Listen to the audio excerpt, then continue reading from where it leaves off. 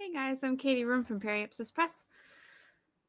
Today, got a little bit different setup, still figuring it out. I have a round table now. It's a bit smaller, fits the space better. Not so much all my streaming junk, which I have to set up every single time.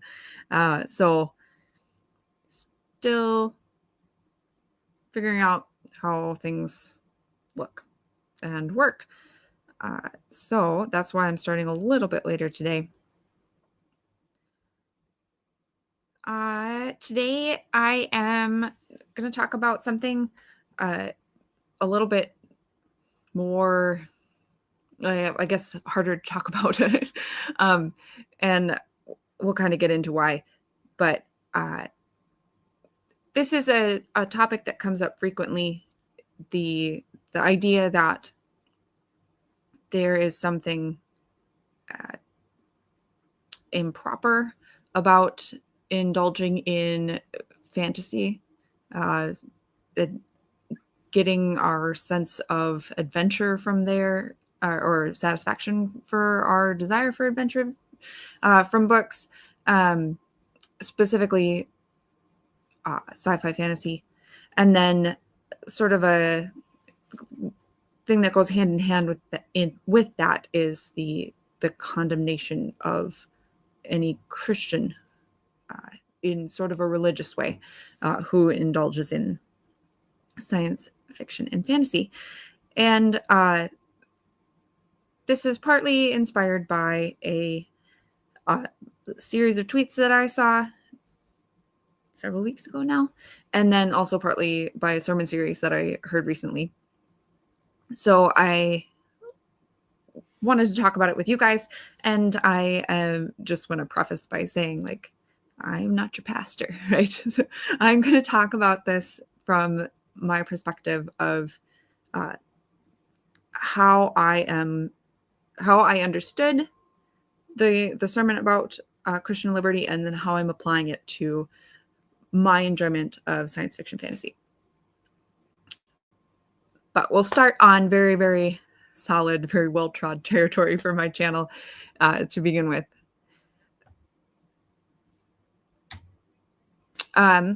Just a update. We will be doing another book discussion. This time we're doing something trad older. This is Gilbert Morris's The Seven Sleeper series. It is a middle grade, I would say, chapter book, science fiction explanation, fantasy execution. Kids who are put to sleep in like stasis chambers and are awoken in the future where things are more fantasy. And it's very open-handed with faith, and perhaps overplays a bit some of the religious elements, religious themes, I should say. I thought that this would be a really fun thing to revisit. I read it as a kid, and Michael Kane also picked him up and read through them, or he's currently reading through them. So I thought this would be a good place to a good thing to read that would give us a starting off place for talking about how we're seeing sort of similar things tried in the indie sphere with sort of kind of off the wall thing, adventure type stuff, and also that pro faith in a way where characters have faith, or at least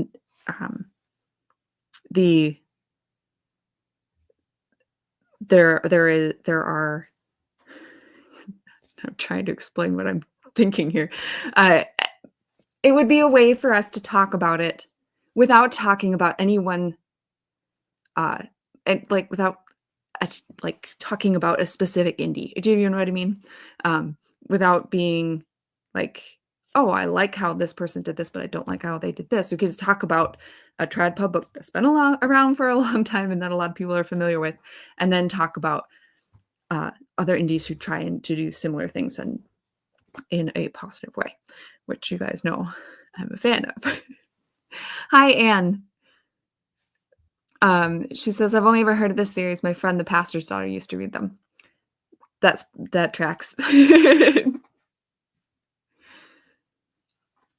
remember liking them, but I can't really remember a lot about them. I didn't take notes. You guys know basically my website is my brain. I can't, like, if I don't take notes about a book, I will not remember very much, especially as time goes by. But the covers are so fun. So, and there's Michael Kane. Thank you for joining us. Speaking of Michael Kane, my most recent post on my website was the most recent book in the After Moses series. There is one more coming.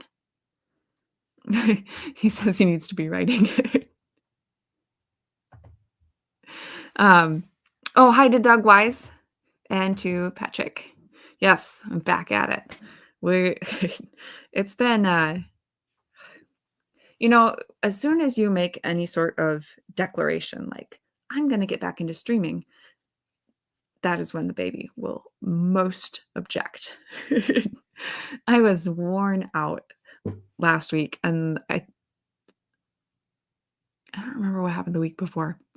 I was like, it's too late. I'm not going to stream tonight. But I have got it. I'm prepped.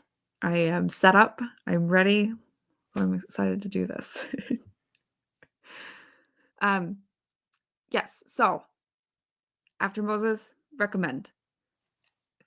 Who knows? Maybe the last book will come out and my entire outlook on After Moses will just tank. Be like, you guys, he couldn't stick the landing. But I really, really doubt that because every single book has been fantastic. So you guys know that I really enjoy After Moses. So I really am joking. It's not gonna. Okay. Fantastical fiction and Christian liberty. We're going to start with fantastical fiction and basically defending it. This is based on this series of tweets by Lois replying to Kyle Mann. He had a just kind of a generic tweet that's guaranteed to get good traction, right? The masculine longing to have an old wizard knock on your door and call upon you to go on a quest for treasure and glory. And she responded, this gives me the ick, as well as imaginary slaying of dragons. Being grounded in reality is more masculine than imaginary quest for treasure and glory. Just my opinion. Later, she said, this is the first time I've ever used gives me the ick. I'm not sure if I like it, because somebody else said people gave her a hard time for using the phrase gives me the ick. And she's like, this is the first time I've ever said that. Kyle Mann had a nice response. I didn't go searching to see if he retweeted her or anything as well, but he said, I think there's a deeper reality, though, in fiction that inspires men to be bolder and braver in real life. Michael Kane says, that seems a little severe. Yeah. I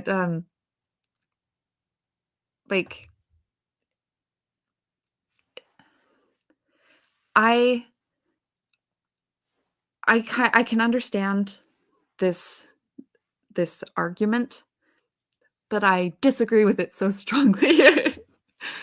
She said in a reply to somebody else, it wasn't to replying to Kyle Mann. I understand and agree to what they were saying to a certain extent. I also have feel-good movies I indulge in once in a while, like Anne of Green Gables or Little Women. Yet those movies still reflect reality in some way compared to fantasy and sci-fi.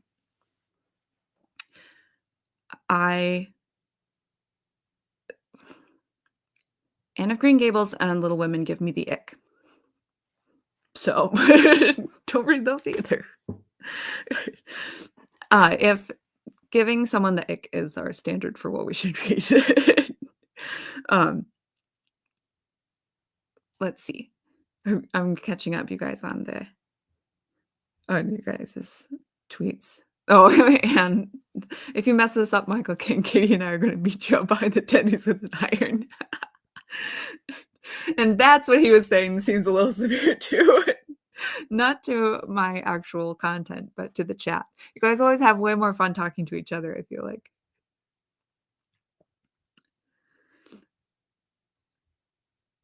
Doug Wise says misery, but it's polite Christian fantasy readers. Okay. So this is my starting off point. I'm going to be quoting people who are smarter than me who've talked about this a long time ago, and I'm going to try and keep it fast. J.R.R. Tolkien on Fantasy Stories talks about how fantasy can be done wrong, but then he makes the point that we can do that with anything, right? Jumping just onto the second paragraph here. Men have conceived not only of elves, but they have imagined gods and worshipped them, even worshipped those most deformed by their author's own evil. But they have made false gods out of other materials. Their nations, their banners, their monies, even their sciences and their social and economic theories have demanded human sacrifice. And then he says, yeah, fantasy can be done wrong, but it's still a good thing, right? We make in our measure and in our derivative mode because we are made, and not only made, but made in the image and likeness of a maker. So I'm going to talk about 4 good, fantastic things good things that fantastic fiction does. And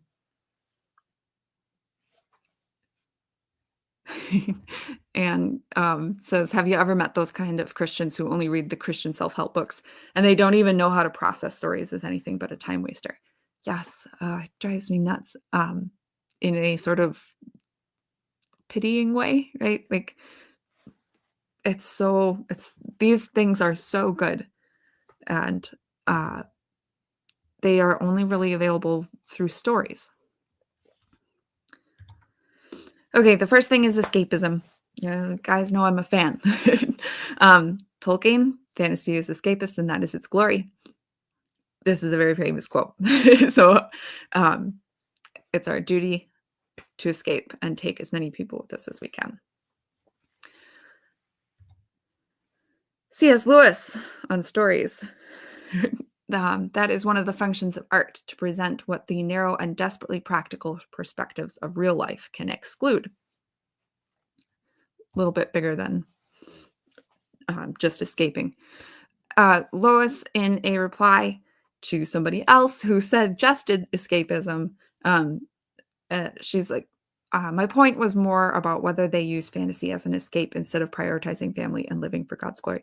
So her objection is the fact that it is escapism. So we're going to go to the next good thing, which kind of defines what escaping allows. And it is the real reimagined. G.K. Chesterton. People wonder why the novel is the most popular form of literature. People wonder why it is read more than books of science or books of metaphysics, or like Anne suggested, right? Christian self-help. The reason is very simple. It is merely that the novel is more true than they are. I'm not going to read this whole entire tiny chunk of text. But Tolkien talks, again, on Fairy Stories, about recovery, which includes return and renewal of health. That is really, really important. We're not just using science fiction and fantasy to escape real life. We are in the story, functionally regaining something that we return with, right? So he says it's a regaining of a clear view. I do not say seeing things as they are and involve myself with the philosophers. um, Though I might venture to say seeing things as we are or we're meant to see them, as things apart from ourselves. We need, in any case, to clean our windows so that things seen clearly may be freed from the drab blur of triteness or familiarity from possessiveness. Of all faces, those of our familiars are the ones both most difficult to play fantastic tricks with and most difficult really to see with fresh attention, perceiving their likeness and unlikeness. That they are faces, and yet unique faces. I am very nearly finished with this quote. I love it so much. Jumping down.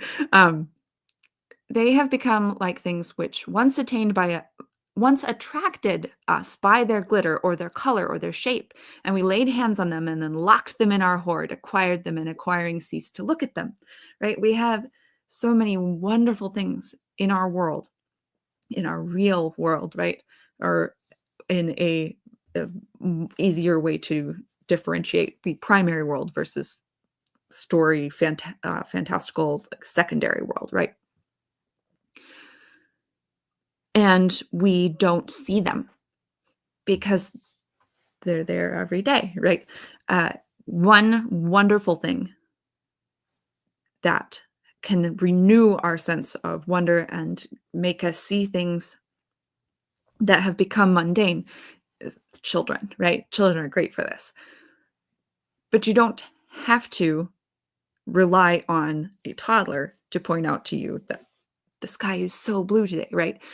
You can enjoy a book that will redirect your attention to those mundane things that are, and point out that they are so wonderful. Okay, Anne has been talking.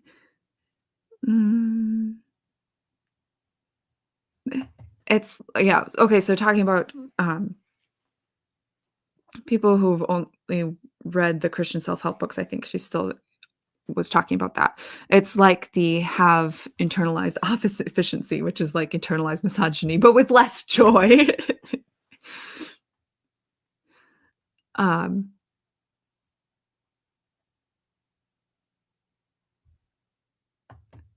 And said, I just realized the gal, she said she liked Anne of Green Gables and Little Women, which are both books about book girls. Did she even read them? That's very true.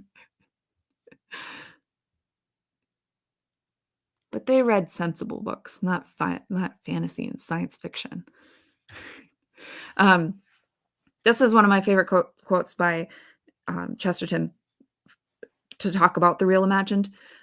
Fairy tales say that apples were golden only to refresh the forgotten moment when we found that they were green.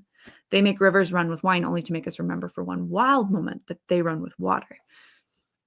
It kind of shocks your system, tickles your brain, makes you think about things that you haven't thought about for a while. And that is a wonderful thing, to be able to escape to a world that does that for the real primary world. And then through that, we're equipped for reality. So this is the third thing. Tolkien talks about believing that legends and myths are made of truth and present aspects of it that can only be received in this mode. So the story is essential for understanding things about the primary world. And that can then be applied there, right? So this is one of my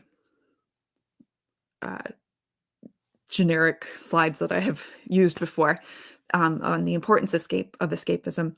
Escapism allows a story to communicate truth and values, which can then be integrated into the reader's unique experience upon their return to reality.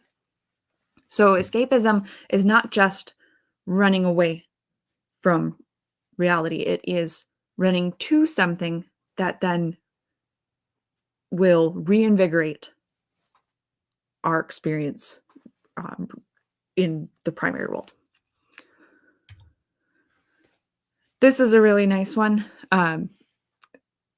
Again, in On Fairy Stories, Tolkien says it's one of the lessons of fairy stories that on callow, lumpish, and selfish youth, peril, sorrow, and the shadow of death can bestow dignity and even sometimes wisdom.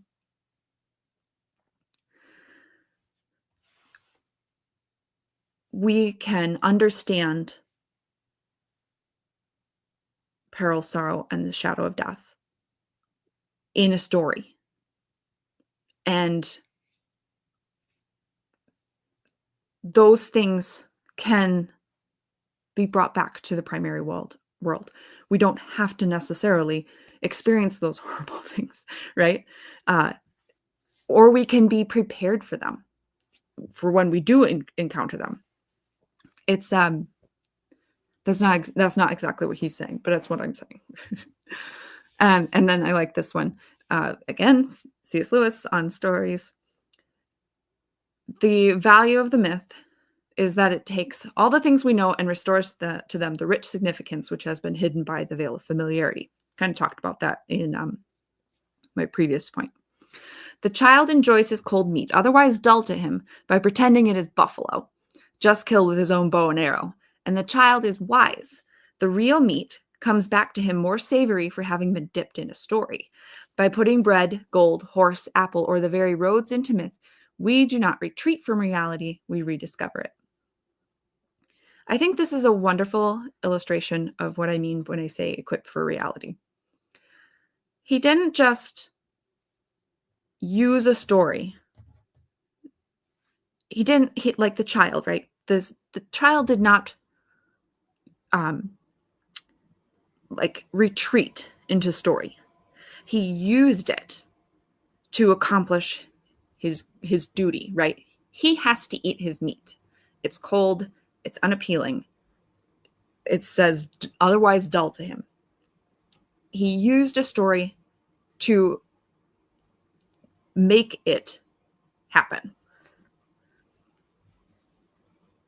And I think that C.S. Lewis's point here is about rediscovering reality.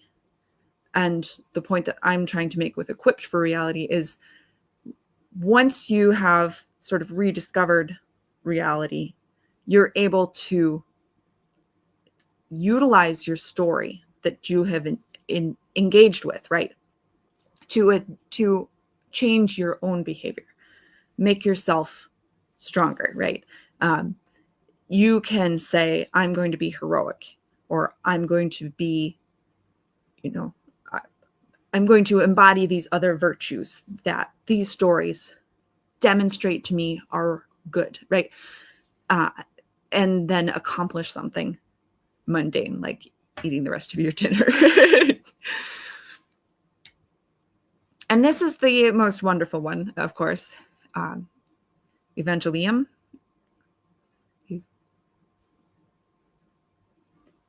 Yeah, I'm going to go with that.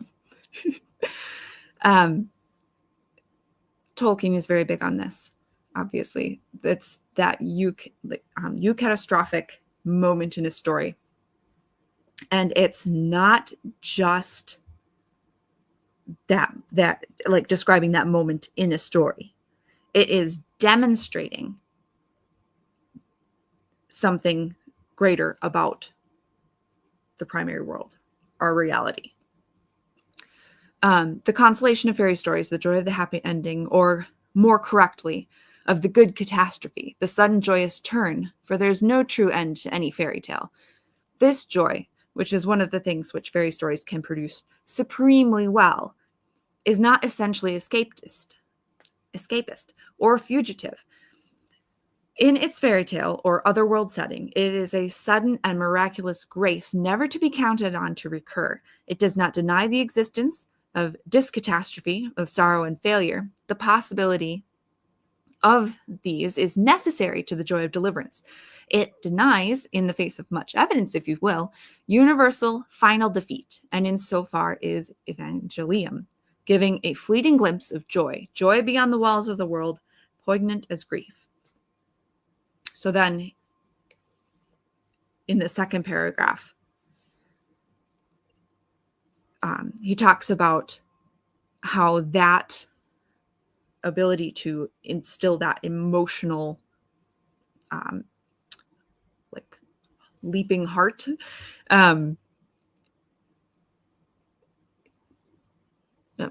trying to find my spot again. In such stories, when the sudden turn comes, we get a piercing glimpse of joy and heart's desire that for a moment passes outside the frame, rends indeed the very web of story, and lets a gleam come through.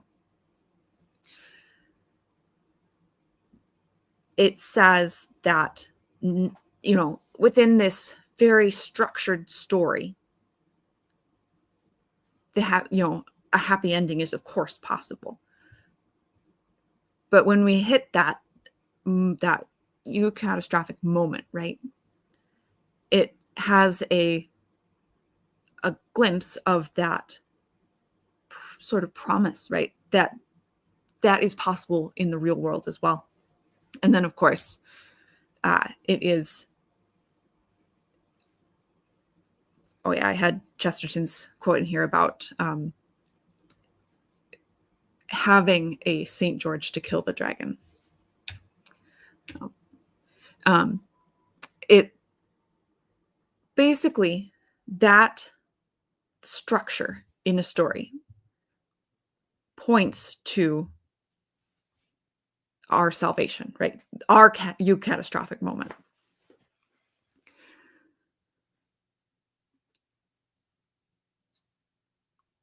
I think that I made my point here. Yep. Okay. And then I just wanted to throw in a thing about masculinity, because this is also a very famous quote. She accused, the response was, it wasn't masculine for men to engage in these stories. And C.S. Lewis's quote is, "When I became a man, I put away childish things, including the fear of childishness and the desire to be very grown up." Okay, I wanted to bring this up because I had saved it. This was on Lorehaven. Marianne Jacobs is releasing in July a book titled On Magic and Miracles, which is about discerning fantasy and magic and the like good and bad types of magic and stuff in stories, if I understood correctly. So I just wanted to do hey, I noticed that someone was talking about this. I haven't read the book. I don't know her. I just saw this on Lorehaven, and I'm talking about this kind of subject, so I thought I would throw that up there. Okay, now I'm going to transition into Christian liberty. And this is what is more difficult to talk about, because I don't want this to turn into this is what Christian liberty is. But I wanted to talk about this because I feel like it gives kind of a sense of the conversation in a more personal way, I guess. It's hard to describe. Up until now, been sort of defending, right, the usefulness of science fiction and fantasy. And now I'm going to be sort of pivoting into defending my right to it, if that makes sense, in such a way that is also acknowledging some cautions that I need to apply to my own life. So you guys are along for the ride on my biblical application journey here. And this is the tweet that sent me in this direction. This is the second half of that earlier tweet about Anne of Green Gables and Little Women and how they are more real than science fiction fantasy.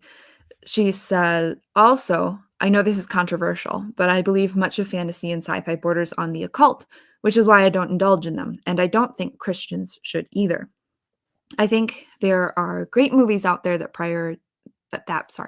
portray the good guys winning, like Gladiator or Top Gun Maverick, without the fantasy sci-fi factor. Patrick says you're not a Christian if you don't like the book World War Z or like the movie World War Z. Yep. So, gonna start with just kind of the basics. I am free in Christ. So that means the idea of Christian liberty is that I am free from sin. I still do sin, right? But I'm no longer under its curse. And I am also free from the law's demands. So I don't have to follow all of the Old Testament laws, right? I can eat bacon because they've been fulfilled in Christ. And therefore I have a degree of freedom previously unenjoyed. So Galatians 5:1, for freedom Christ has set us free. Stand firm, therefore, and do not submit again to the yoke of slavery.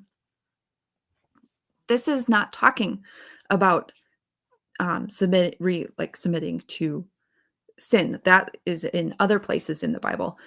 He goes on to talk about circumcision, so following the law. And this passage concludes with, "For you are called to freedom, brothers. Only do not use your freedom as an opportunity for the flesh, but through love serve one another." Gonna come back to that a little bit later. I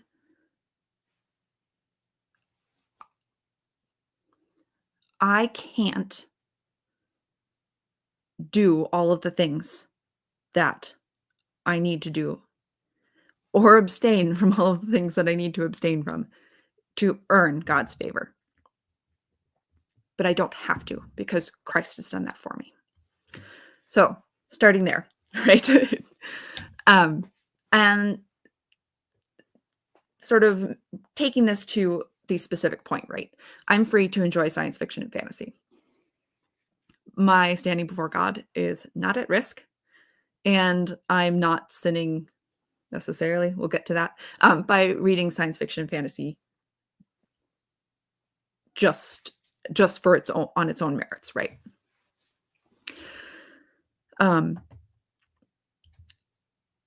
So 1 Corinthians 8:1-13. I'm not going to read it all, but I'll read starting in 4. Therefore, as to the eating of food offered to idols, we know that an idol has no real existence and that there is no God but one. For although there may be so-called gods in heaven or on earth, as indeed there are many gods, quote unquote, and many lords, yet for us there is one God, the Father, from whom are all things and for whom we exist, and one Lord, Jesus Christ, through whom are all things and through whom we exist. So taking that and applying it to science fiction and fantasy, with my earlier defense, right? I know that science fiction and fantasy in the very broad general sense is not the occult. There may be some stuff that's occult adjacent. There are books that are certainly not good for us to read, but those would be in the way that I would define that be more along the lines of actual laid out sins in the Bible, right? Like sexual immorality, like promoting that kind of thing, or something that actively promoted sinful behaviors. I would say, that's where I personally draw the line. And again, it's not a super black and white thing. But from like my knowledge of what I understand science fiction and fantasy to be, it's not violating something that's real, if that makes sense. The magic isn't real. The like if an author uses multiple deities or employs like Gnostic mysticism, stuff like that in their world building, like I know that none of that's real, sort of in a similar way to idols not having a real existence. Like it's not actually threatening me. I'm not actually engaging in those things by reading the story.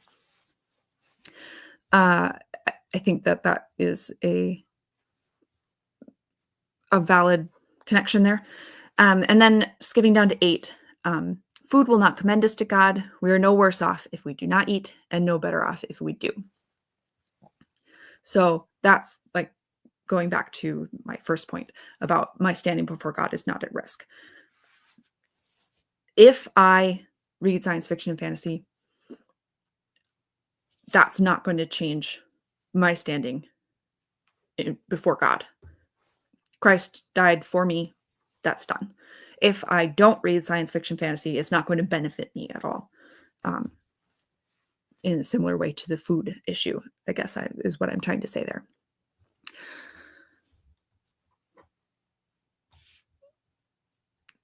Okay, I'm gonna review your guys' comments a little bit later.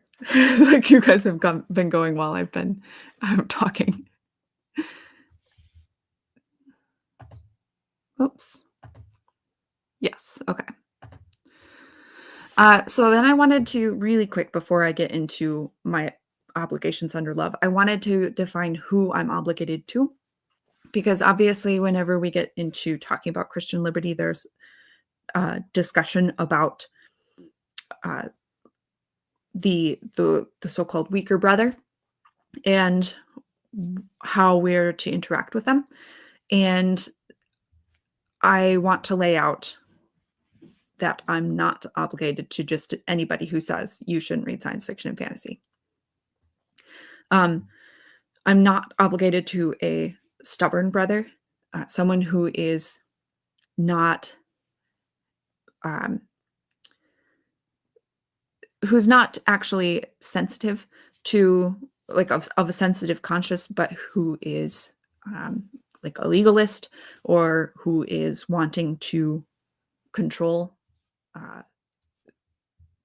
exert control over me. I actually picked out this shirt, obey God, defy tyrants, for this discussion, right? Like I'm not under obligation to submit to someone else's conscience who is not in good faith.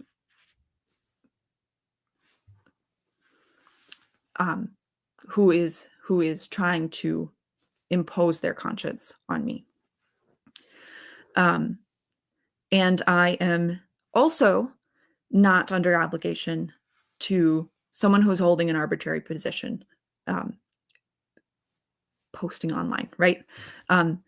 This is where I would put Matt Walsh.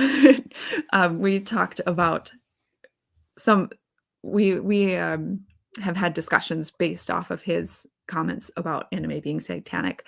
I would not view that as an opinion of conscience for him, so much as someone asked him and he came up with an opinion on the spot and then doubled down on it. Like, so I'm not under obligation to somebody who thinks, hey, this is the way that you should live your life, separate from a religious context either. I'm obligated to the weaker brother, who's someone who is of a sensitive conscience about this stuff. And obviously, I'm going to be getting into more verses that talk about stuff, but I'm not. It's kind of spread out over several passages. My support for this, and I threw this slide in kind of last minute. I was like, oh, I probably need to like explain exactly who I'm like wanting to genuinely interact with, right? Somebody who has a sensitive conscience, who is a Christian, they have a sensitive conscience for a reason. And I need to be respectful of that, sort of as a starting point. And then I'm going to get into what those obligations are really quick. Anne says, oh, she has not read Little Women and Anne of Green Gables, not the series, certainly. Patrick says, Top Gun is good. Top Gun in a spaceship is sinful. Top Gun on a dragon is a cult. Thank you for laying that out for us.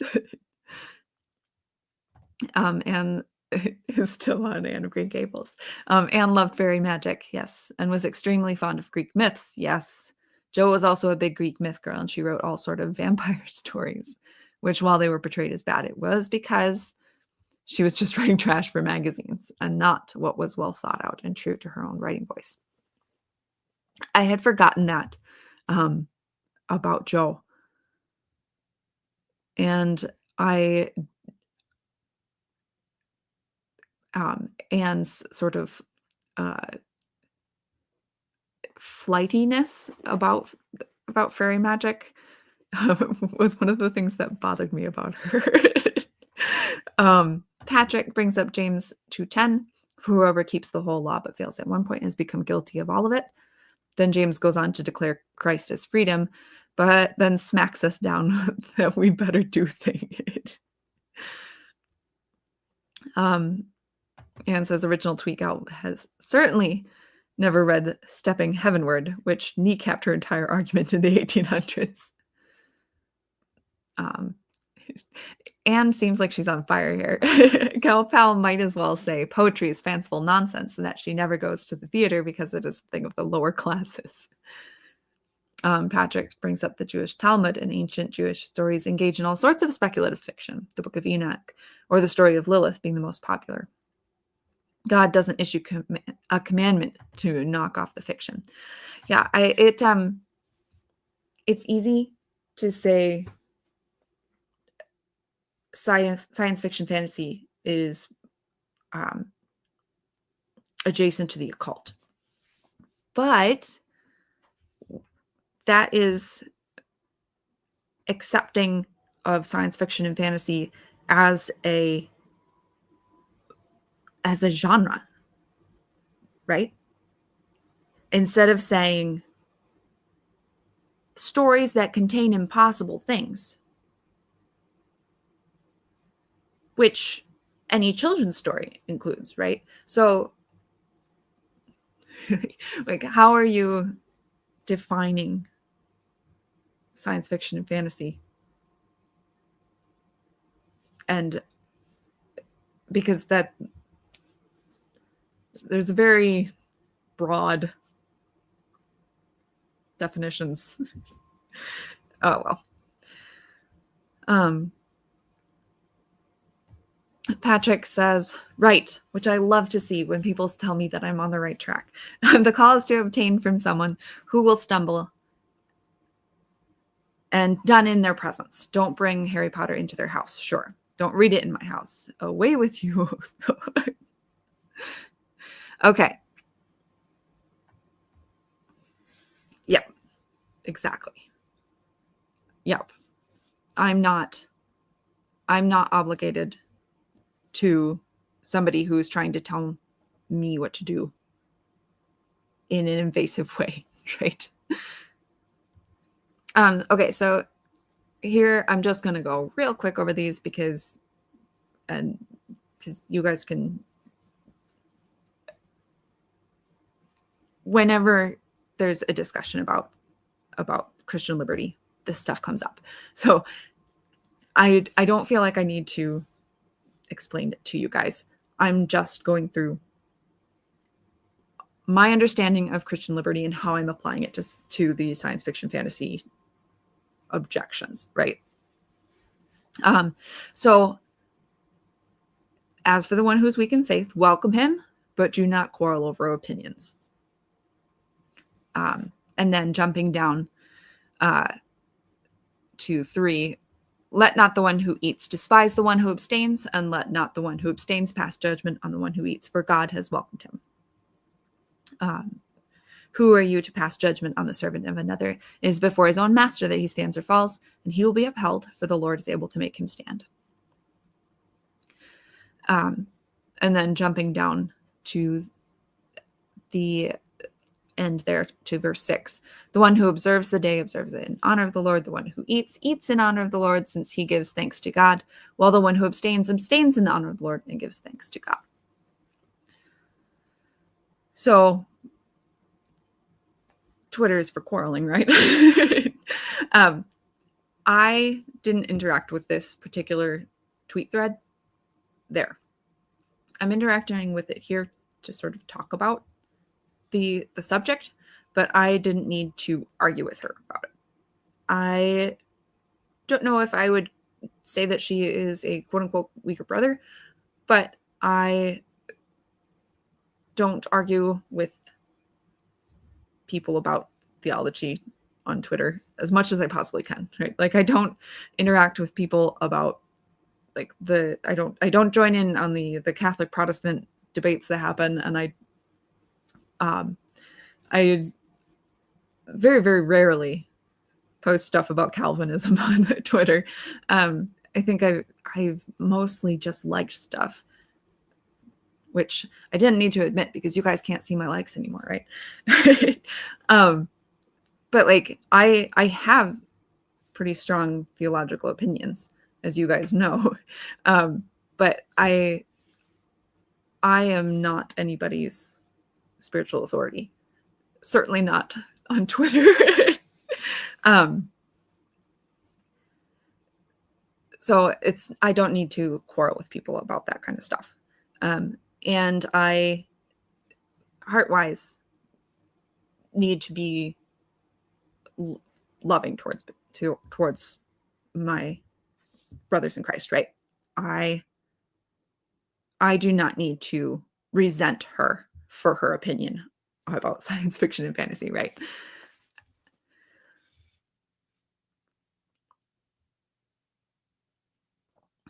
Anne said, I mean, she did have the word realist in her handle, so... Patrick says, don't argue with readers on books to read. They'll go to my used bookstore and gobble up all the good books. Used bookstores are really the last bastion of good places to find books. And eBay. If you're looking for something specific, eBay's a good place. It's where I got my 7 Sleeper series. Okay, continuing. Third is bear with the failings of the weak. This is Romans 15:1.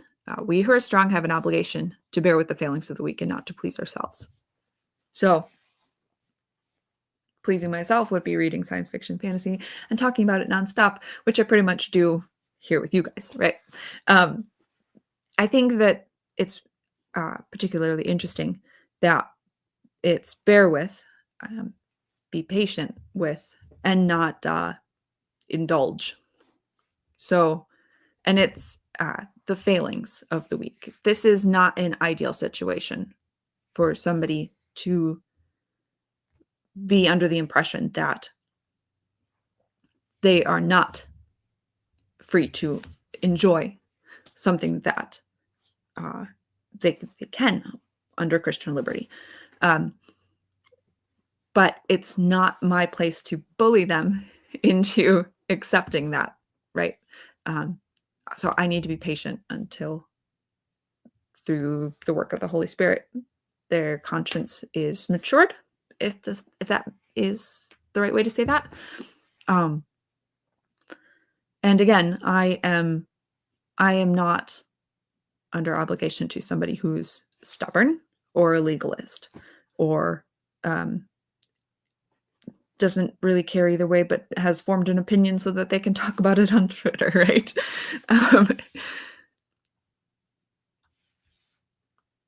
And then sort of the rest of this passage kind of gets into like living in harmony with one another and glorifying God.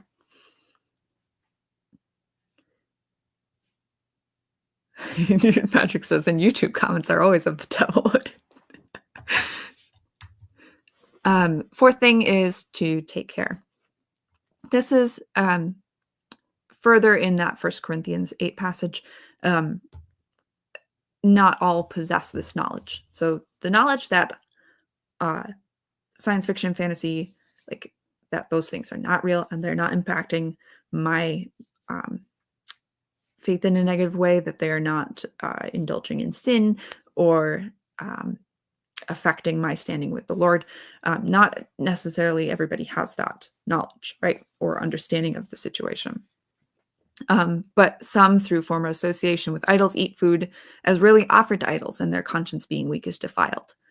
I have read online people making comments. No, I got into the occult because I read Harry Potter as a kid. Like that was their lived experience. And as a result, when they came to Christ, were like, you shouldn't read science fiction, fantasy, or anything with magic, right? Because that experience for them, actually being in the occult and having their interest generated in fiction first, that's a very serious thing for them. So as a result, they may have a tender conscience about that, right? They may view it differently. It would certainly be a violation of their conscience for them to go and read a science fiction fantasy book. So I read 8 earlier, food will not commend us to God. We are no worse off if we do not eat, and no better off if we do. But take care that this right of yours does not somehow, where did I go?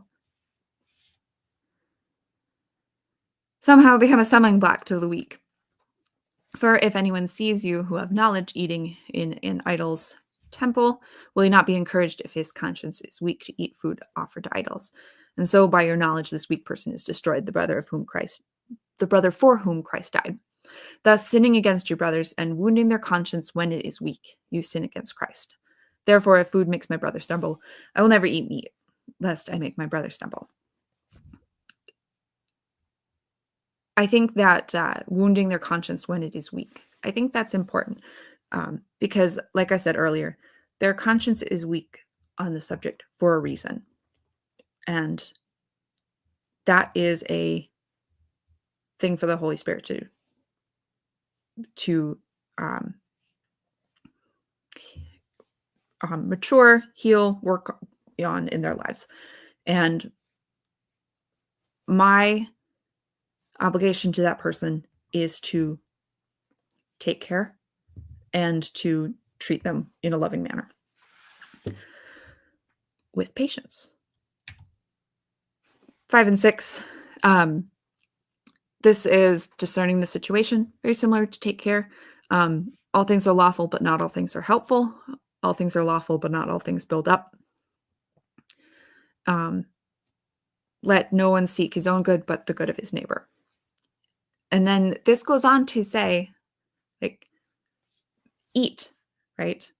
Uh, eat whatever is sold in the meat market without raising any question on the ground of conscience. For the earth is the Lord's and the fullness thereof. You can do it, right? Like, this doesn't just say, this doesn't like hedge it, right? It's just, if you want to, you can eat. But if someone says, this has been offered in sacrifice, then do not eat it for the sake of one who has informed you and for the sake of conscience. I do not mean your conscience, but his. For why should my liberty be determined by someone else's conscience? If I partake with thankfulness, why am I denounced because of that for which I give thanks? It's not really for the weaker brother's conscience. It is for God's glory. That's the next thing here, right? So why, whether you eat or drink or whatever you do all for the glory of God. And then, of course, be imitators of me as I am of Christ. So taking care, discerning the situation, right? Like Patrick said, right? Done in their presence. And then make sure that my motives are to glorify God, to enjoy the freedom I have in Christ with thankfulness, and then, of course, to imitate Christ. I think I explained what I was trying to get at here. I'm coming at this from my perspective. I'm not trying to explain to anybody who is on the other side of this, like, hey, you're the weaker brother, right? Like, I'm just explaining how I have been applying Christian liberty to what I see as an example of something where I am the quote unquote stronger brother. And I think one of the important things to note that was brought up in the sermon series that I was listening to is, like, the quote unquote stronger brother is not stronger on every single thing, right? There are other things where I would abstain from something that other Christians are perfectly fine with. Horror is one of the ones that I'm a little more like, as a sort of tangential example. I am not trying to prop myself up as some sort of authority figure in this discussion, or wanting to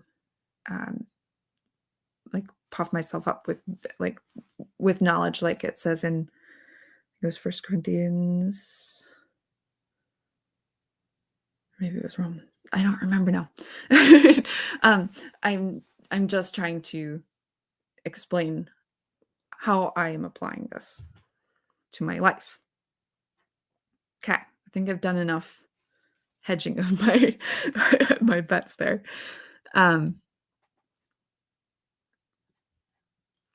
Patrick says, to take this as a tyranny against anyone would just be the legalism Paul is preaching against in other places. Plus, Corinth was a crazy place and allowed many things in the culture. The background makes sense for why he's writing this subject to these people. It's really interesting to me how many places in that Paul talked about this kind of stuff, right? Galatians and Romans and Corinthians. It's very, very interesting to me. Patrick says, the modern examples I give is two friends are together. One was addicted to smoking, the other loves cigars. Because they both love each other in Christ, the cigar smoker won't around his friend, and the friend is appreciative of that and understands his struggle is there. Yep. It's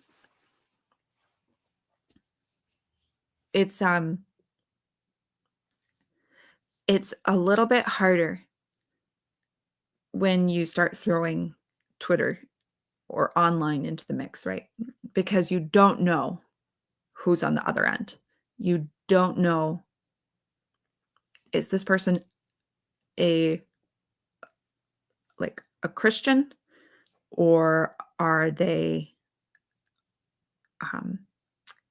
actually tender of conscience on this issue, or are they just seeking out an argument, or are they legalistic, trying to impose their conscience on other people? The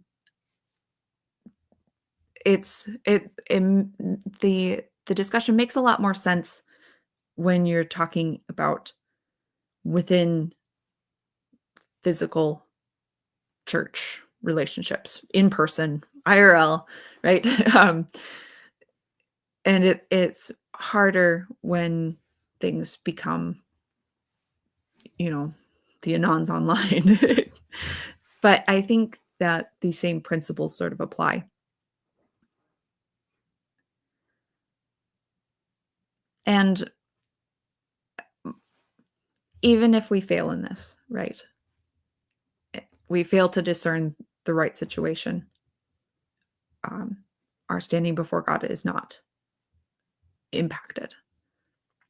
Sin is still sin, and we should seek to not sin, right? But even in failing this, we are still covered by Christ's blood. So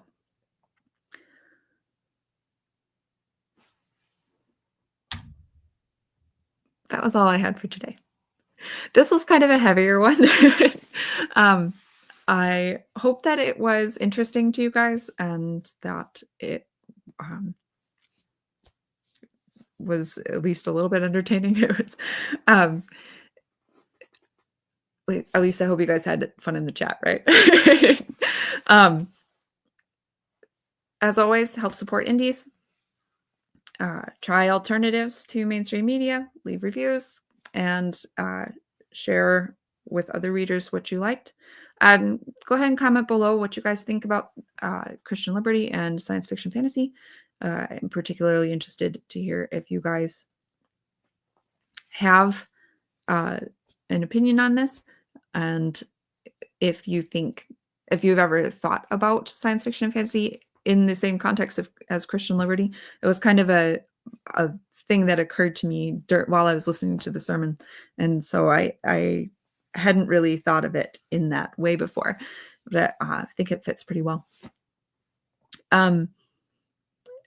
Exciting things coming up. We're picking up the book club again, and we will be reading Gilbert Morris's The Seven Sleepers series, starting with The Flight of Eagles, I think is the first one. And I am working on other videos, trying to get them going when I have time. And eventually we will be picking up other things, like we were building the El Dorado Fortress, and that was put on the back burner when the baby was born. We'll be getting into that again. I'm probably going to be doing more shorts and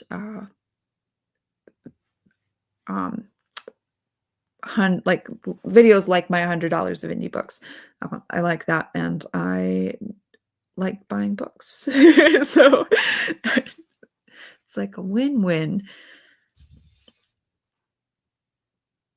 Patrick says, "Oh no, theology and sci-fi, someone make it stop."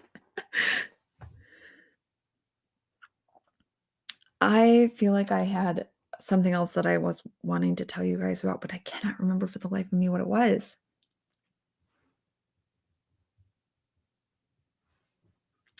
Yikes. Oh, wow. Anne says, "Yay, glad you're getting back into it. I've missed the streams." Me too. Babies are wonderful.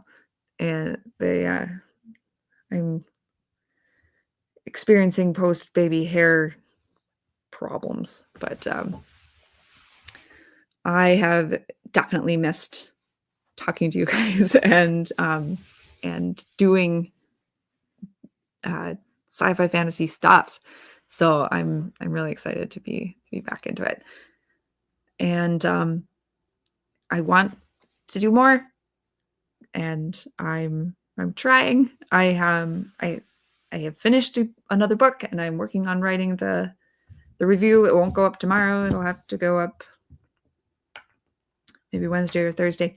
But after that, I am going to be, this is the other thing I was going to talk about. I'm going to be doing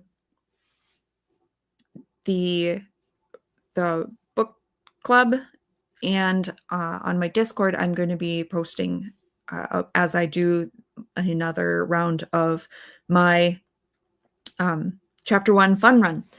So if you guys are interested in that, I only post it to my Discord. And if you are interested in my Discord, just reach out to me and I will send you a link.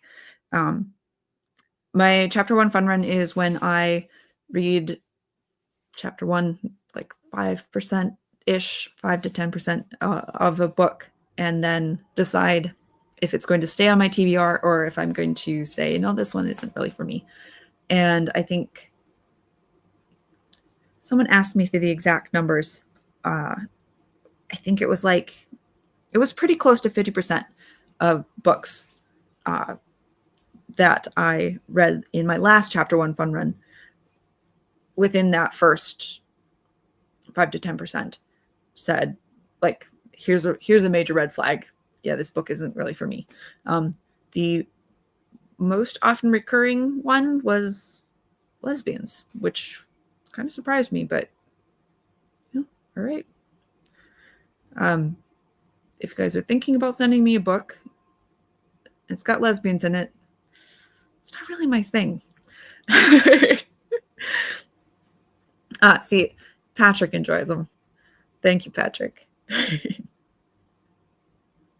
The mini keyboard is getting a workout. It is. I bought this mini handheld keyboard that is like wireless. And while I'm holding a baby, I can type. It's a wonderful thing. I can get stuff done. I'm getting far and away way more done with this child than I did with the last one. All right. I'm going to call it a night. Thank you guys so much for watching and for supporting my YouTube endeavors. If you guys have any subjects that you would like to hear about, if you have a specific book recommendation that you would like, or anything like that, leave a comment. And you guys have a great night. I have a thing. Here we go.